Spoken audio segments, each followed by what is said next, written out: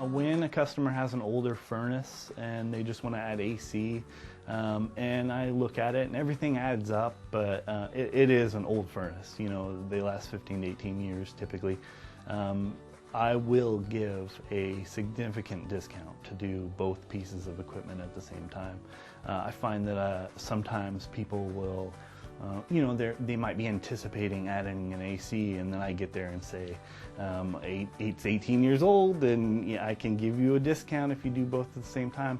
A lot of times I'll offer financing, like maybe you were ready to pay for an AC.